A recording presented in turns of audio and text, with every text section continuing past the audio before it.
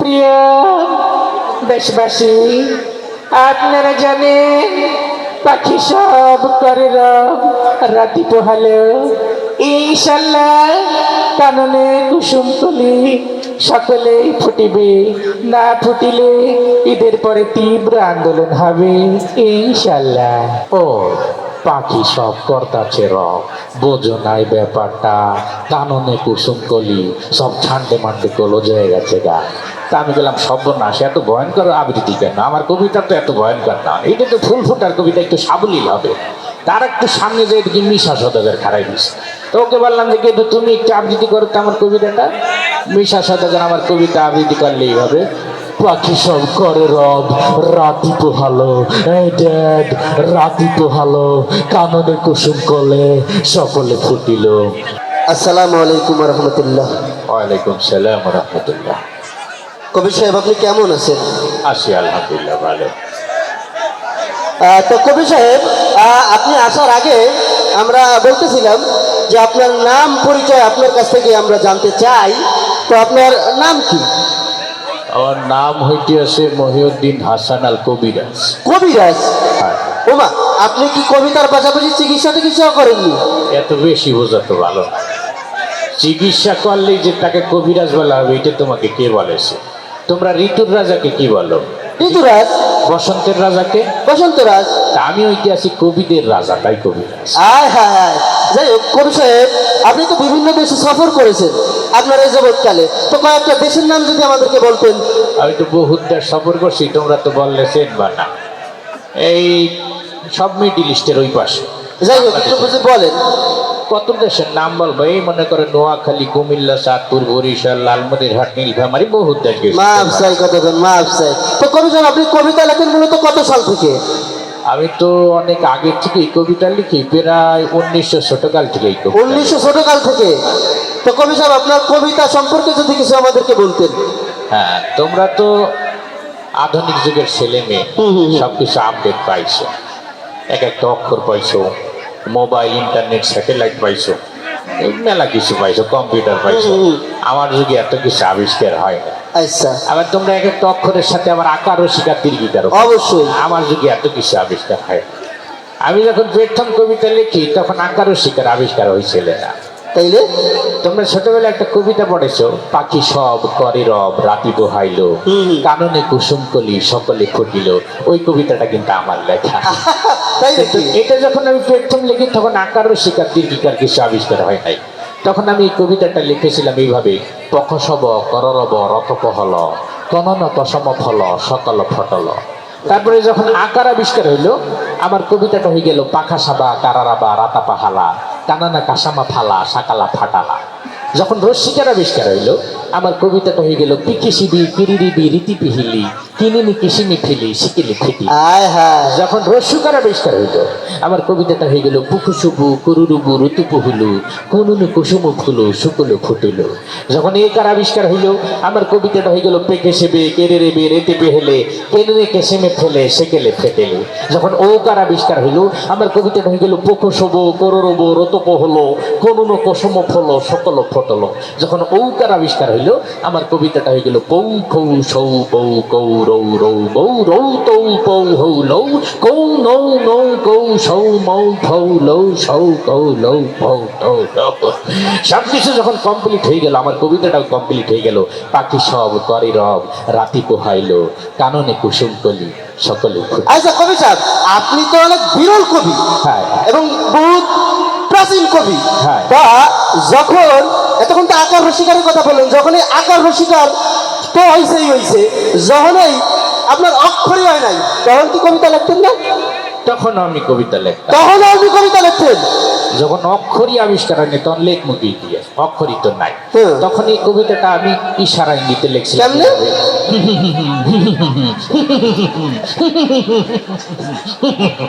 এইভাবে লিখছিলাম। সাংঘাতিক কবি সাহেব আপনি। যাই হোক কবি সাহেব, আপনার এই কবিতা যদি বাংলাদেশের কোনো মিডিয়া জগতের তারকা অথবা রাজনৈতিক স্টারদের কাছে যায়, সেক্ষেত্রে তারা এদের এই কবিতাটা কিভাবে আবৃত্তি হইতে পারে? আমার এই কবিতা তো ছোটবেলায় সবাই আবৃত্তি করছে, সবার কাছ থেকে মোটামুটি শোনা হয়েছে। তো একদিন চিন্তা করলাম যে মিডিয়াতে যারা কাজ করে, বিশেষ করে চলচ্চিত্র জগতে, তারা যদি আমার এই কবিতাটা আবৃত্তি করতে কিভাবে করত। কিভাবে করতো? তা আমি একদিন এফডিসিতে গেলাম, দেখি ওদের পাই কিনা। এফডিসির গেট ভিতরে হান্দাইতেই প্রথমে দেখি ডিপজল খারাই গেছে। তা ডিপজলকে বললাম যে তুমি আমার এই কবিতাটা কিভাবে আবৃত্তি করবা। তা ডিপজল আমার কবিতাটা আবৃত্তি করলে এইভাবে, ও পাখি সব কর্তাছে রব, বোঝো নাই ব্যাপারটা, কাননে কুসুম কলি সব ঠান্ডে মান্ডে কলো জয়ে গেছে গা।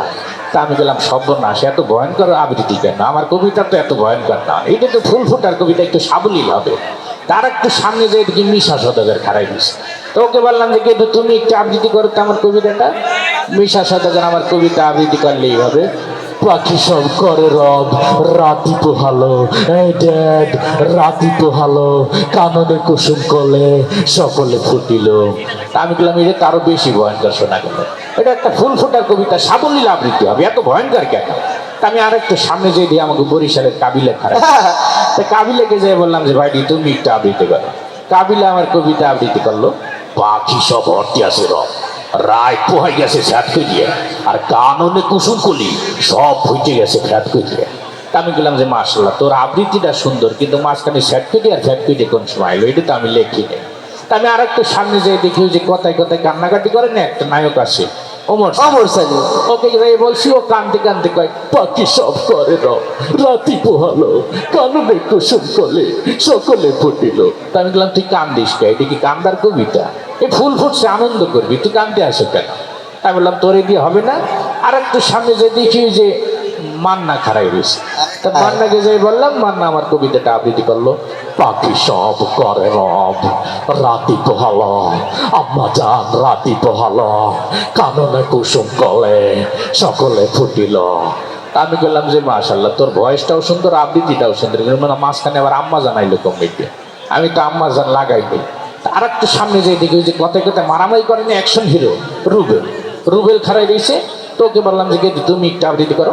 ও তো সেই টিমেতে কয় পাখি সব করে রব, রাতি পোহালো, কাননে কুসুম কলে সকালে ফুটিল। আমি বললাম তুই থাম, তোর কাছে আমার কবিতাও নিরাপদ না, আমি নিজেও নিরাপদ না, কোন সময় একটা উষ্ঠে মেয়েটি দিবি বলা যায়। তা আমি বললাম যে থাক, চলচ্চিত্র অঙ্গনে আর শুনতে হবে না, আমি একটু রাজনৈতিক অঙ্গনে যাই শুনি। সেক্ষেত্রে রাজনৈতিক অঙ্গনে যাই, প্রথমে দেখা হইলো আমাদের কাউয়া কাকুর সাথে। তা কাউয়া কাকুকে যাই বললাম যে আমার এই কবিতাটা একটু আবৃত্তি করেন। উনি কবিতা দেখেই তো বলতেছে খেলা হবে। তা আমি বললাম আপনি খেলাধুলা পরে করেন, আগে আবৃত্তিটা করেন। তো উনি আমার কবিতাটা আবৃত্তি করলো, পাখি সব করে রব, রাতি পোহালো, এ নিয়ে রাজনীতি করার কিছু নেই, কাননে কুসুম কলি সকলে ফুটিল, ফুল ফুটুক আর না ফুটুক পদ্মা সেতু কিন্তু হয়েই গেল, জ্বালা জ্বালা অন্তর জ্বালা। তা আমি গেলাম আপনি আমার এত সুন্দর একটা কবিতার ভিতর পদ্মা সেতু আন্দাই দিয়েছেন, আমি কি পদ্মা সেতু লিখি কবিতা লেখছি। তা আমি বললাম যে আপনার কাছে আমার কবিতা শুনতে হবে না, আমি আপনার বিরোধী দলে এসে লিখলাম। বিরোধী দলে আমাদের বর্তমান যে মুরব্বী রাজনীতিবিদ ম্যাডাম খালেদা জিয়া, ওনাকে যা বললাম যে ম্যাডাম আপনি একটু আমার কবিতাটা সুন্দর করে আবৃত্তি করেন। তিনি সুন্দর করে আবৃত্তি করলেন, বিসমিল্লাহির রহমানির রহিম। প্রিয় দেশবাসী, আপনারা জানেন পাখি সব করে রব, রাতি পোহালো, ইনশাল্লাহ কাননে কুসুম কলি সকলেই ফুটিবে, না ফুটিলে ঈদের পরে তীব্র আন্দোলন হবে ইনশাল্লাহ। আমি বললাম ম্যাডাম এত সুন্দর একটা কবিতা, এর ভিতরে আবার আপনি আন্দোলন শুরু করে দিলেন, এটা তো ফুল ফুটার কবিতা, এটা তো আনন্দের কবিতা। যাই হোক, মোটামুটি সবার আবৃত্তি শুনে আপনাদের অনুষ্ঠানে আমি আইয়ে পড়ছি ছাট কেটে। কথা হলো কি মিয়া ভাই, কবিতা কি এখনো লেখেন আপনি? হ্যাঁ হ্যাঁ, আমি এখনো নিয়মিত কবিতা। যাই হোক, আপনার জন্য শুভকামনা। আমাদের এই মঞ্চে আপনি আসার জন্য আপনাকে আরো একবার আন্তরিক ধন্যবাদ। আপনাদেরকে অসংখ্য ধন্যবাদ। আপনাদের অনুষ্ঠানে আসতে পেরে আমি নিজে অনেক আনন্দিত, গর্বিত হয়ে গেছি আমি। ধন্যবাদ সবাইকে। ধন্যবাদ সবাইকে।